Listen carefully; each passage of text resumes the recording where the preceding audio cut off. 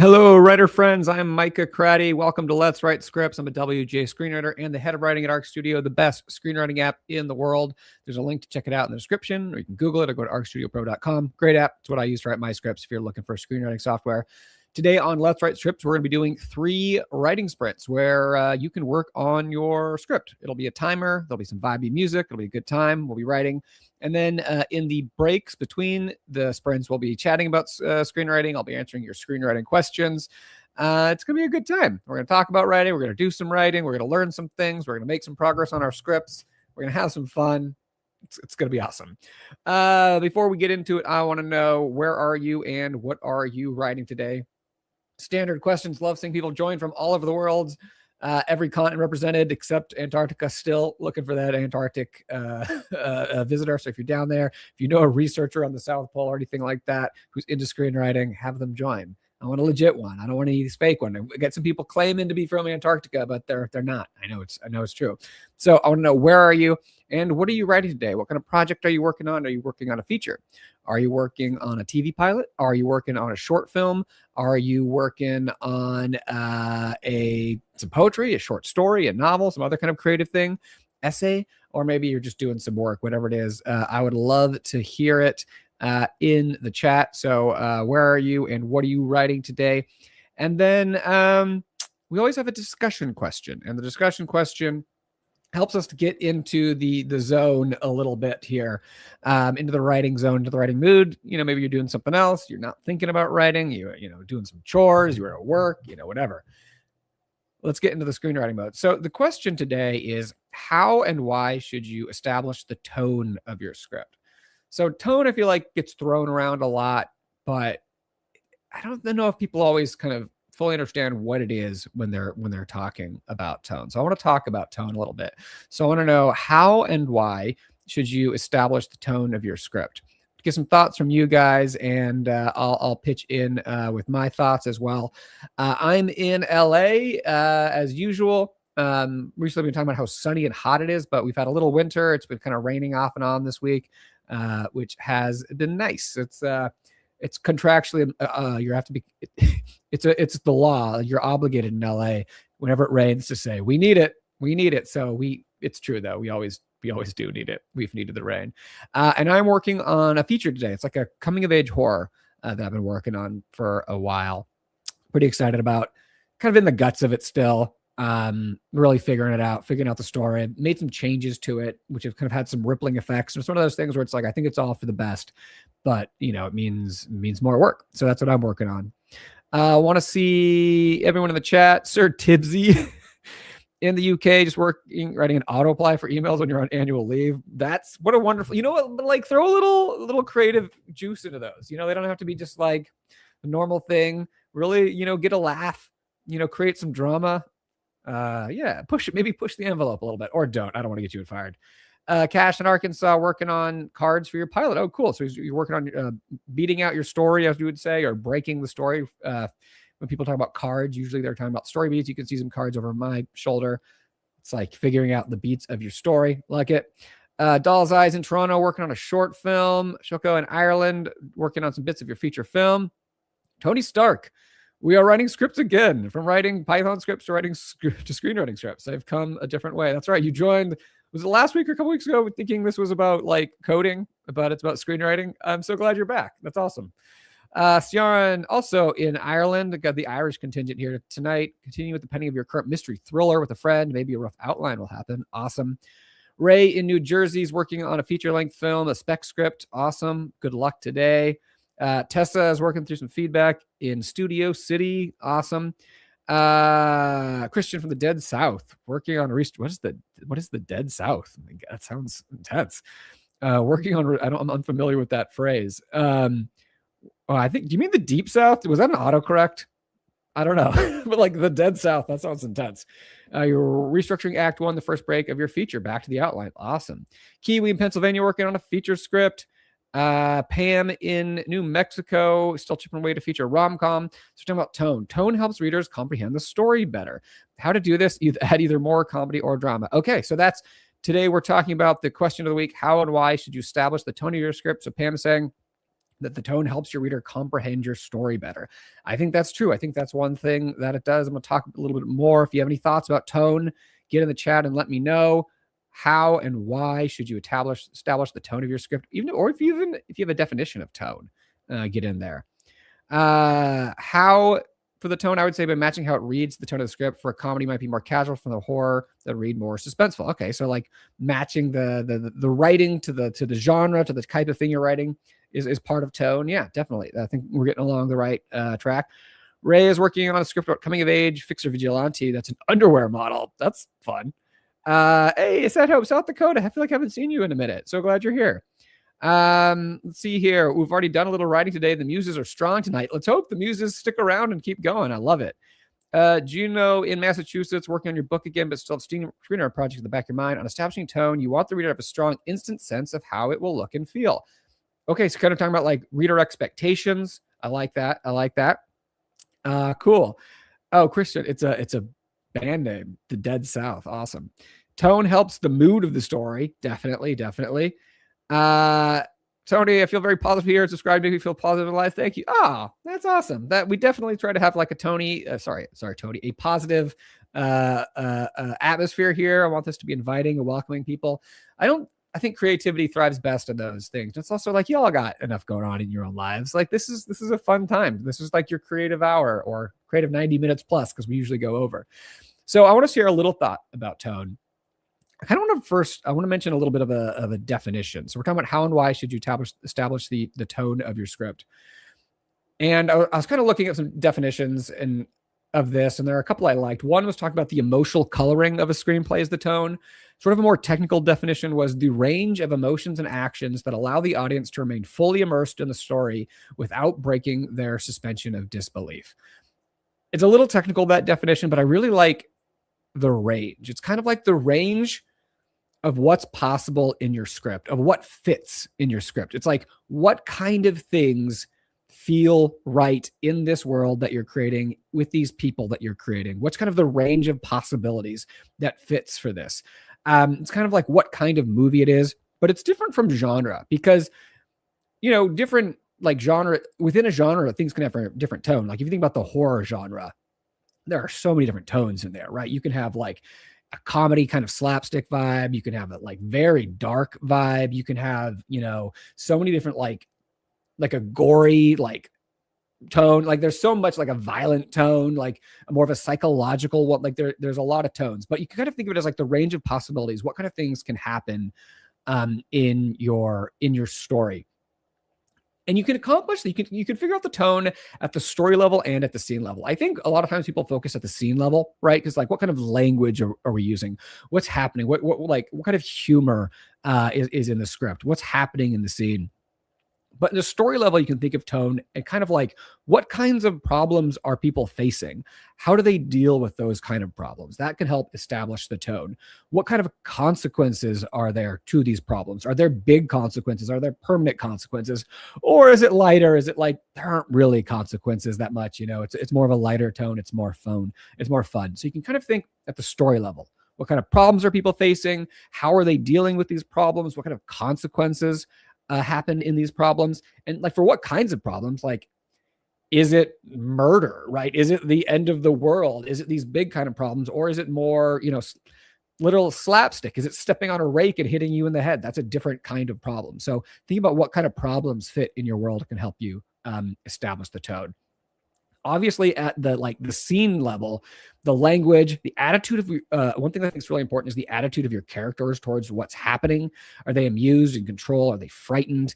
How do they respond to what's happening in the world? Because that's going to be like how your reader responds. What are they being put through? What are the range of possibilities? What kinds of things can happen to them? And what can the tone do? One of the big things it can do is it helps you it helps the reader, the audience understand like what kind of world this is. Like, what are is there expectations that you're setting up, like the expectations of what are the world, what matters, what are the consequences going to be for this? It helps you bring together different elements too. Like you can connect core horror and comedy, different things with your tone. It helps you keep the reader or audience in mind because you can think like, what are they feeling about what they're reading?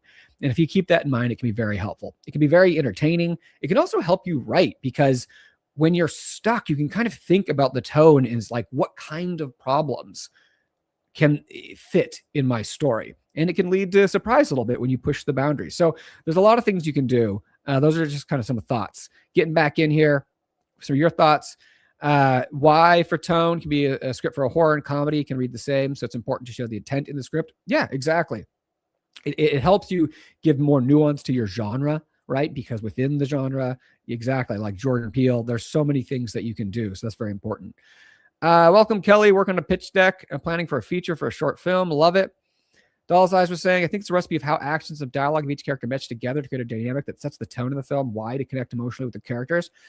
Yeah, I think those are also some great points. The recipe of actions and dialogue of each character mesh together to create a dynamic. Yeah, it's setting up the world. It's like, what kind of world is this? What kind of act? How are people speaking? What are they doing? How are they treating each other? All of these things are connected. Oh, awesome. Shook. I literally played my entire Wednesday around Let's Write Scripts. First hour. Oh, fantastic. Ray, what is present day big city tone? That's interesting. I mean, like that can be, I don't think there's one set tone for that. Like you can think of so many different things. Like you can think of so many comedies set in like big cities. You can think of dark, grim crime things set in big cities. It's kind of like, what is your interpretation of like, what is the big city? I think could be really helpful in this. Like, is the city a dangerous place? Is the city a place of wonder and fun and shenanigans? Like what kind of role is the city playing can kind of help you figure that out. The tone can definitely shift from the start to end of the script. A lot of movies, like, Parasite is a great one where you have oftentimes in the midpoint, there can be a shift in the script. So the tone doesn't have to be set in stone. Like it can definitely, change over the course of the script. Yeah. So awesome. I love that. Love the participation. Love the thoughts.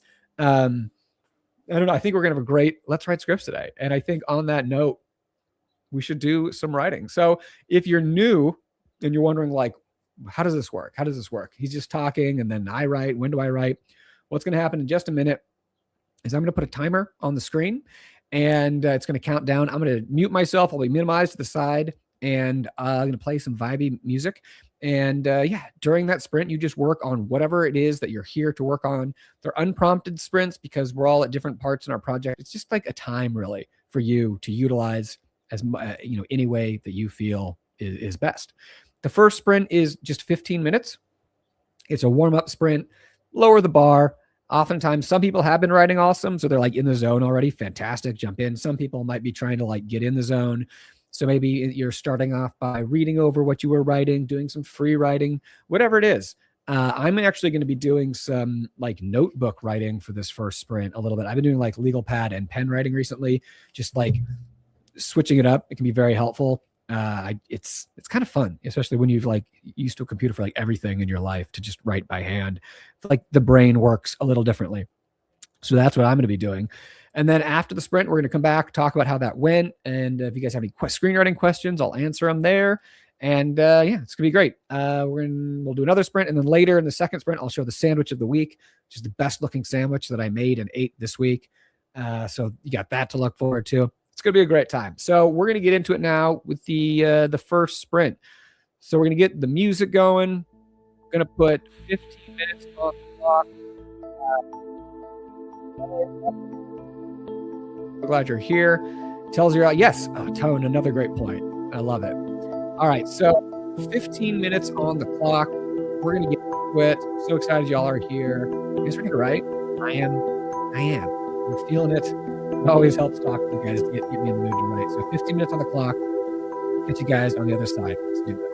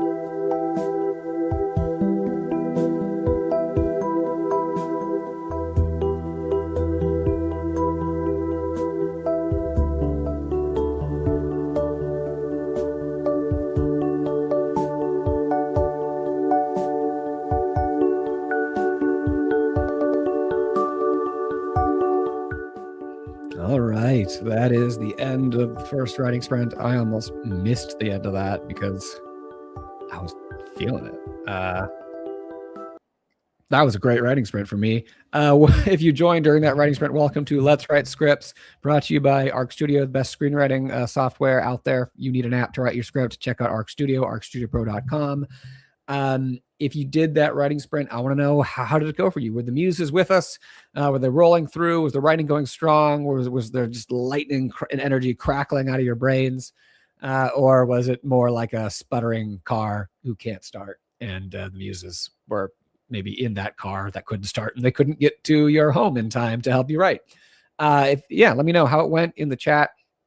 And if you are struggling, if you have any particular questions inspired by what you're writing right now, or just kind of screenwriting questions in general, please ask in the chat. Do my best to give you some good answers. Could be about anything really in the craft of writing, about scene. We were talking about tone earlier. Maybe you have questions about that, about character, about dialogue, about story, pacing, the process of writing.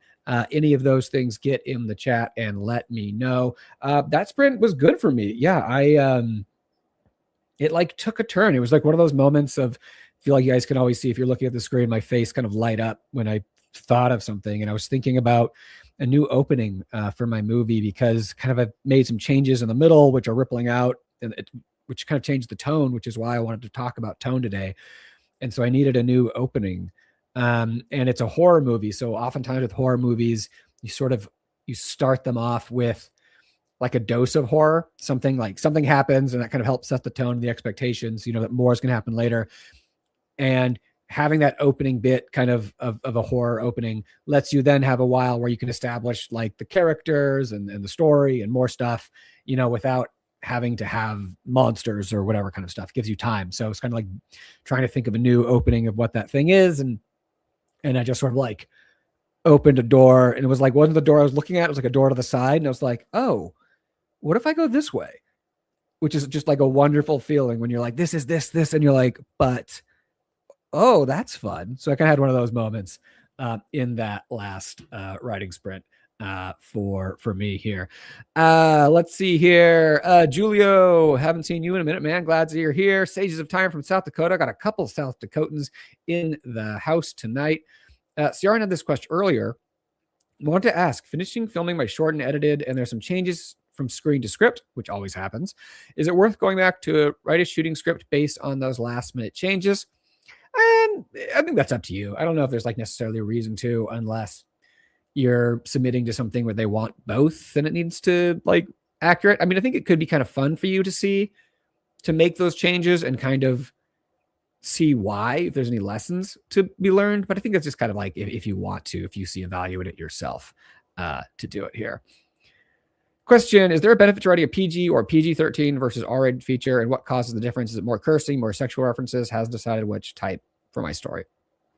Sure. I mean, so there's definitely going to be, and this is something I'm keeping in my mind because the story I'm writing, it's a coming of age horror story. So it's kind of like about teenagers. And so it's like, where does that go in terms of like what kind of content is in it and how much? So, but like a long story short, I mean, the rating is based on a lot of things. It's sexual content, language, violence, you know, and you can do more research on that if you want to.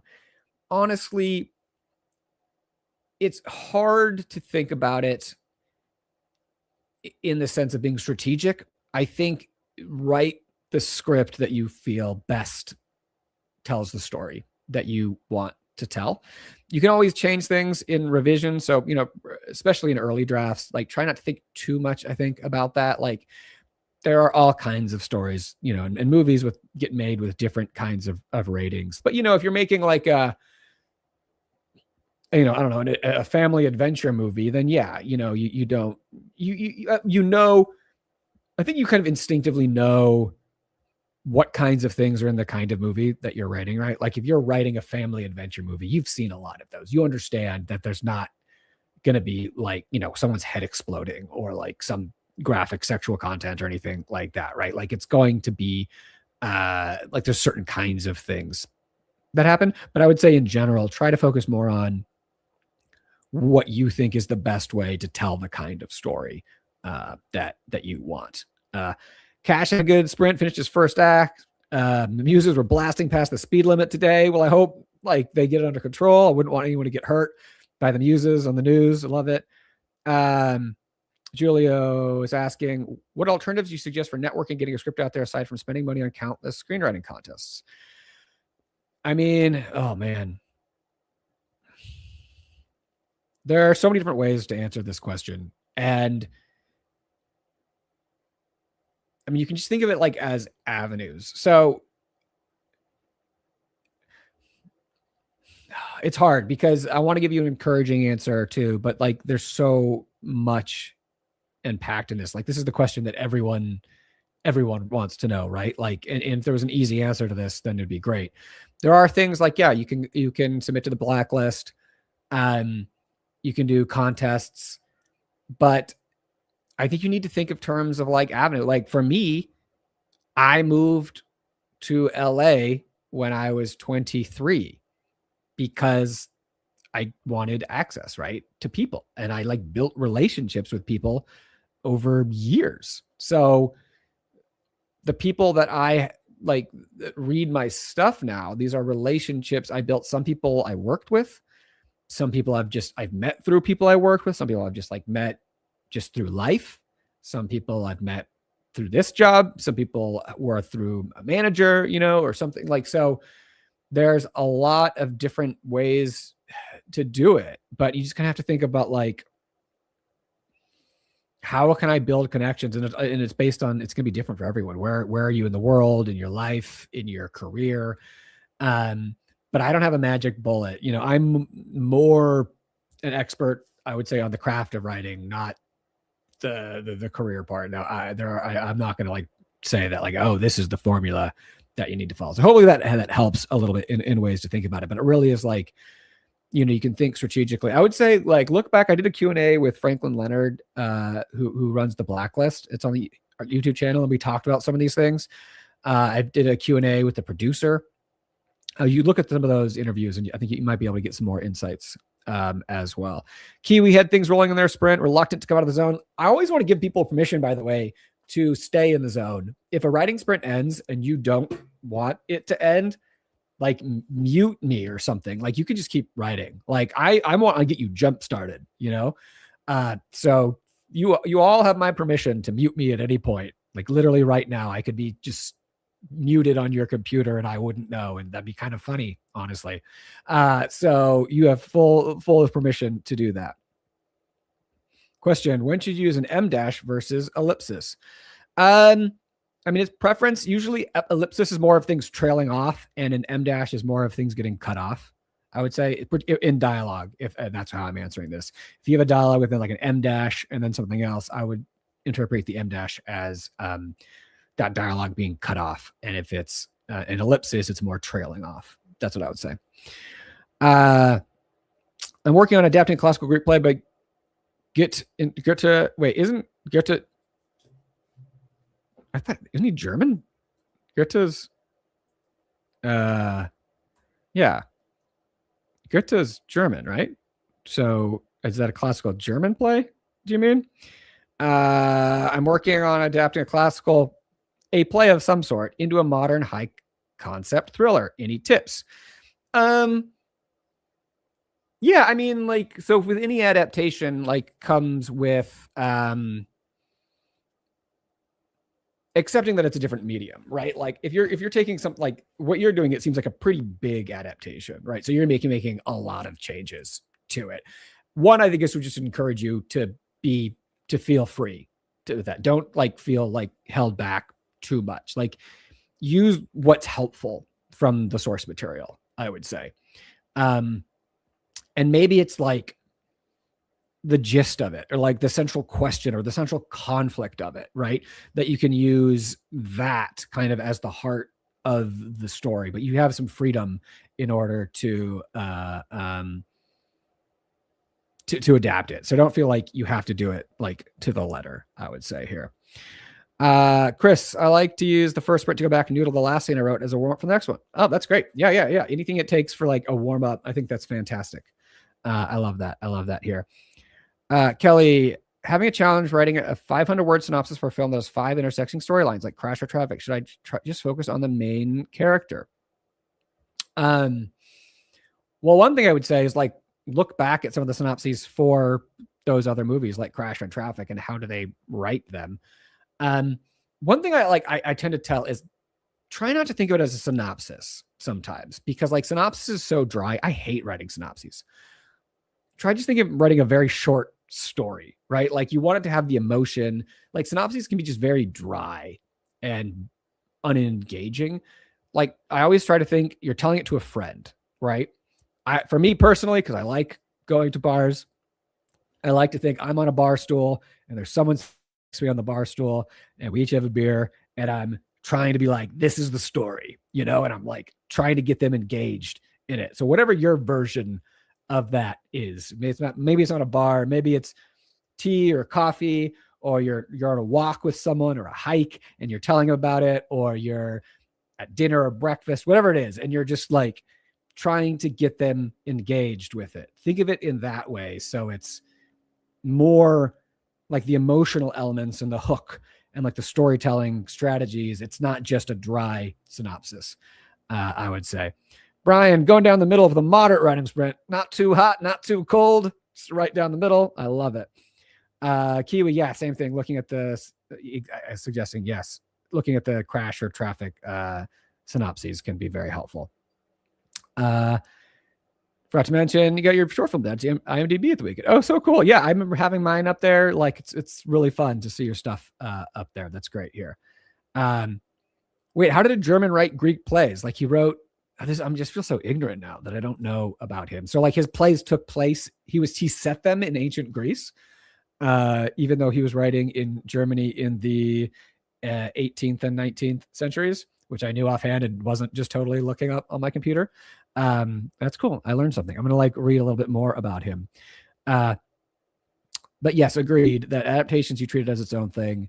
The source material is inspiration. It also just depends. Like there's such a wide range of adaptations. I know we've talked about this before on the show, where there are some adaptations that are very faithful. Often this happens in like Shakespeare, because with Shakespeare, like the language is, part of the attraction. So oftentimes when they're doing modern Shakespeare, they're still just doing Shakespeare. Like it's the same words, but not always. Sometimes they're taking it as inspiration. Like, was it 10 Things I Hate About You is the Taming of the Shrew. And so you can like, that's a very different, they put it in like a high school and like, in different context, but like had the same idea at the heart of it. But like the stories were manifested in a very different way. So there we go. Okay, cool. So he was writing Euripides. Okay. So you're doing a reimagining of his reimagining, which is fun. Cool. All right, I'm loving this. Oh, what a great vibe here. Let's keep it going, because I was loving the writing. What I was doing, I had some thoughts that I want to keep chasing down. But this is great today. I'm loving the vibe in the metaphorical room, the virtual room that we're all in together across the globe. We got multiple people in South Dakota and multiple people in Ireland. I always like when there's like at least two people from the same spot, because I imagine that together those two are like holding like down the creative energy. Like if there's just one person in a spot, that's cool. But if there's two, even if you're in very different parts, like the two Irish folks maybe in opposite sides of the country, I don't know, but just like I love that there's just like, if you're not alone, we're all in this together, which is, I don't know, feels very cool. So there's like two South Dakotans shivering in, I imagine it's freezing in South Dakota right now, but there's two of you in South Dakota writing. So it's like, it might feel like you're the only person in South Dakota writing right now, but it's not true. It is not true. So that's so fun, I think, to have that kind of like sense of community, even in small doses. But let's move on. We're going to go into the 25-minute writing sprint now. I love this writing sprint. We're all warmed up. We're ready to go. So without that, us two Irish getting washed away by the endless rain. Hey, that's the trade-off, right? But I mean, that Irish rain has inspired some pretty fantastic writing over the years. What are we doing now? We're doing the 25-minute writing sprint. Let me get the music going here. 25 minutes on the clock.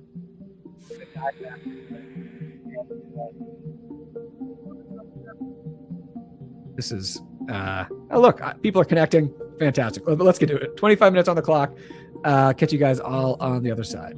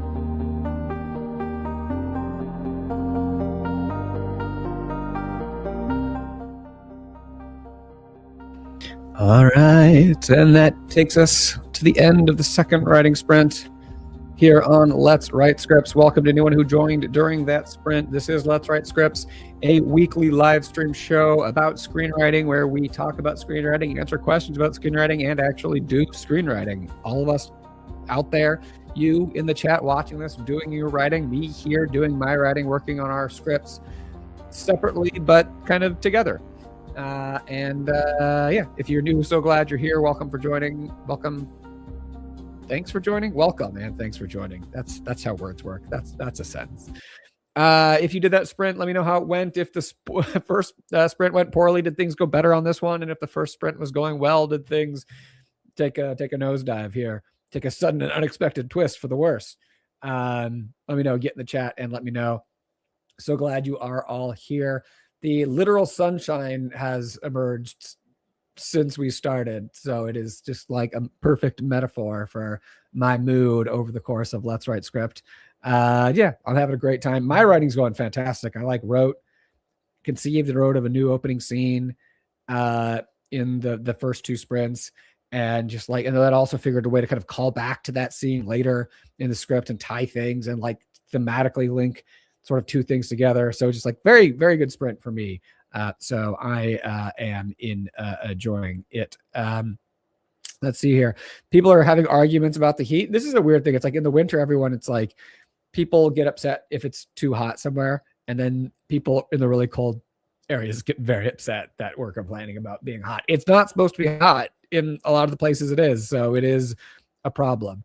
So the Canadian being upset that other people are complaining about heat, two things can be true. It can be bad that it's hot somewhere, and it could also really suck to be you if you're shivering in Canada, just dreaming of sunshine, which, oh my gosh, there's a fluffy white cloud passing by in this blue sky. So sorry about that. All right, a question here from Chris. I'm writing a POV scene. How would you format in the slug line? I've got free just POV exterior, muddy ditch later. I wouldn't probably put it in the slug line. I would do exterior muddy ditch later, and then probably in the first line, as a kind of a mini slugger shot, be Frida's POV, and then doing that. If you wanted to, you could also do exterior muddy ditch later, and then in parentheses at the end, Frida's POV. But I would not start. I wouldn't put Frida's POV at the beginning of the slug line. You want that to be interior exterior and not really to mess and have the exterior, the interior happen later. So there's different ways you could do it, but I would probably do exterior muddy ditch later, below that Frida's POV, and then run with it here. Cash, I was in Texas. It was 108 degrees every day for about 2 weeks. So I think you can complain with the heat. We could all complain. We could all complain about the weather, I guess. Cash, finished my second act and started the third.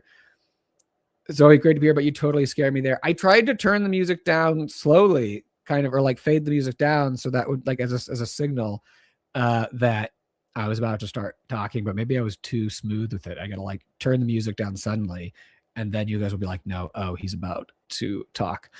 So glad you're here. Other people, let me know, how was that sprint for y'all? That was a 25-minute sprint. I want to know if you're here, you're watching, you're writing. I'm ordering you to get into the chat and tell me how it went. And we're going to show the sandwich of the week here also. So the sandwich of the week, if you're new, you're what is this?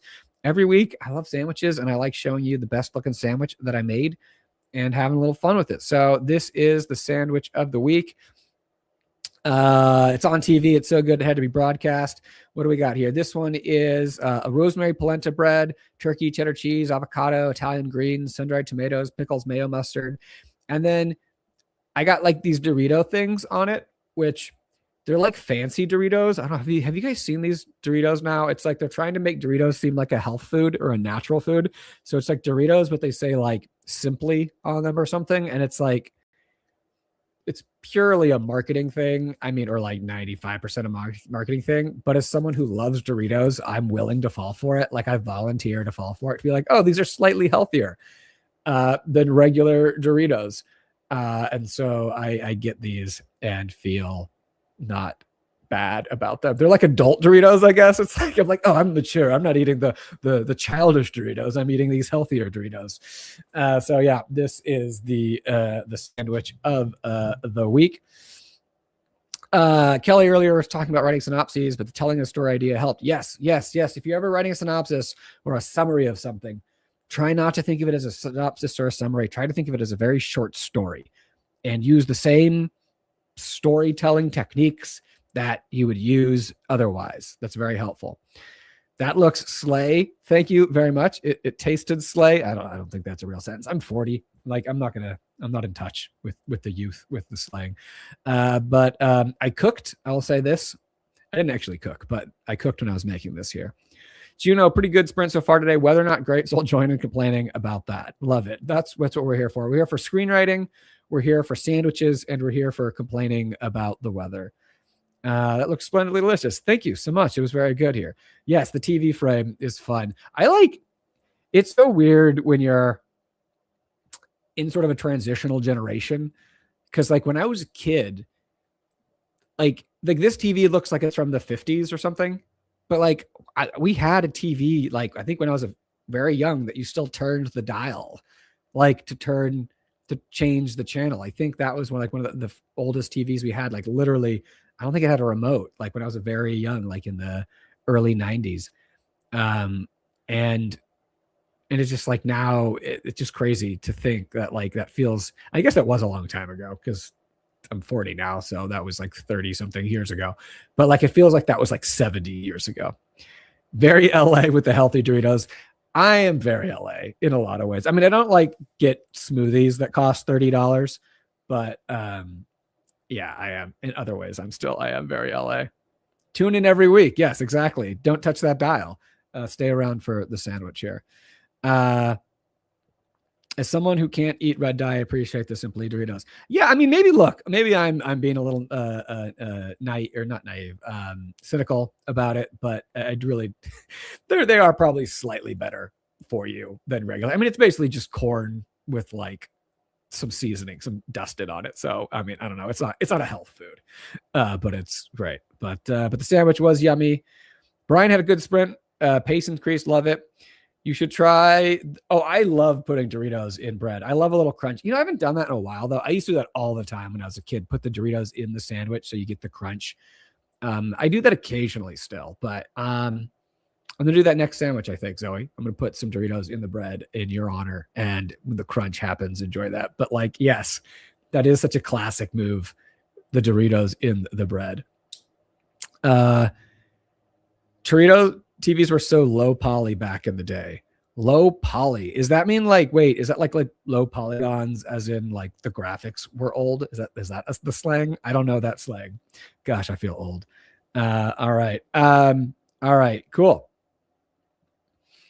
Julio, I have 12 heroes, but I split up the pitch. Book 1, enters my first 4, the team that started all. Team 2 and book 3, each tell a story different volumes. Any advice on pitching? I mean, if the first book is the first 4, then just pitch that. I don't think you need to pitch 12 heroes. Like, you got to pitch the first book. And if they like the first book, then people more, I would say. Yeah.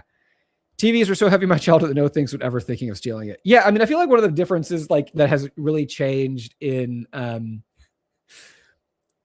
just like in the past few decades is like what shape a TV is.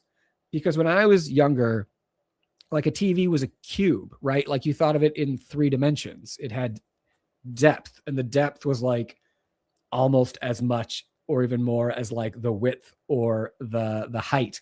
Whereas like now a TV is basically 2-dimensional, like the depth is negligible. So it's so strange just to think about like, yeah, like you couldn't really hang a TV. Like if a TV was on the wall when I was a kid, it had like an arm underneath it that was like holding the thing up. You couldn't mount it. Yeah, on like you can now. All right. Awesome. What should we do here? 2:19. Yeah, we're almost at the time. I think we're doing pretty good in terms of timing. Let's just keep rolling into our last sprint. I think that's good. We got some good energy here. I think the timing works well. If you have to leave during this sprint, thank you so much for coming. I hope you had a good time. I hope you got some writing done, maybe learned something, had some fun, just like enjoyed exercising those creative, oh my gosh, sorry, TVs with built-in DVD players. Well, first off, it was TVs with built-in VHS players. That was the cool thing. That was hot. And then TVs with the built-in DVD players. And now people don't even have VHS players or DVD players. I actually do have a DVD Blu-ray player because there's just movies you can't get on streaming. And one advice I will say, especially if you live in a big city, is that if there's a movie you want that's not available on streaming, or you don't want to pay for it on streaming, because it's like weird to pay something like, I don't know, $8. Like I recently had the urge to rewatch the 90s movie Father of the Bride starring Steve Martin, because it was a movie I loved when I was a kid and like still have it basically memorized. But even though I haven't seen it in like 10, 15 years, I wanted to see it. And it was like only available for like $6 to $8 to rent online. And I'm like, I'm not going to pay that much money to watch Father of the Bride. And so I'm like, you know what? I wonder if my library has it. And it did. The library is a great source for DVDs and Blu-rays if you have a DVD or Blu-ray player, which if you're into movies, it's very good to have one, just because like streaming, they come off streaming, they go back on streaming, you know, they move around the rights, you can't get everything. So if you live in a place where there's a good library system, it is it's not just for books, it is a fantastic resource for movies. I don't know if every city is like that. Obviously I live in LA, so it's a massive library system, but I would check out your library system to see if they have movies and DVDs.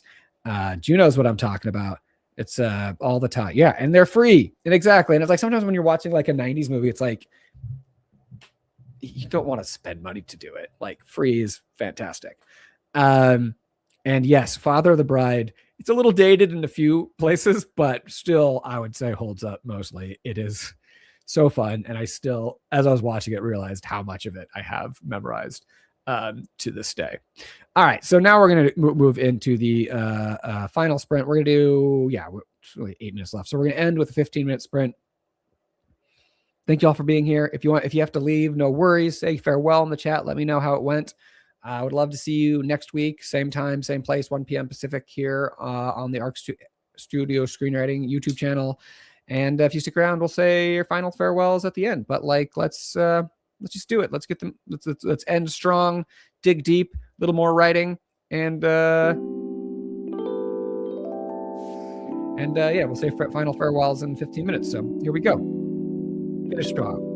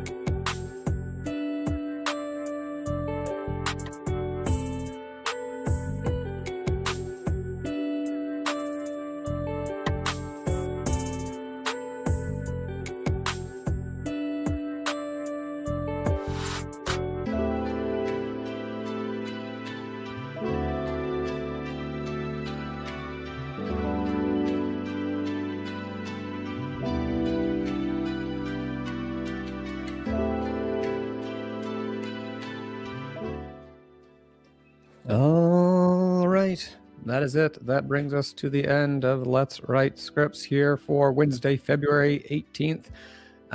Look at that, Cash. Finishing up Act 3 just in time, right at the deadline, right at the wire. That's it. No more screenwriting ever again. It has ended until next week. No, that's not true. I want you to write more. Write more today, write tomorrow, write the next day, write this weekend. Have a regular time to write in the mornings and the evenings, at your lunch break, whatever it is, whatever you can find. Time to carve up your schedule. We need it. It is important to us as creative people to have that regular creative time for ourselves and for our projects. So that's it. Yeah, that's it for me. Thanks everyone for being here. I hope to see you all next week, and we're gonna just pick up where we left off and have another great time. Have another wonderful, productive Let's Write Scripts. So until then, everyone, peace out, and I hope to see you soon. All right, guys. See you later.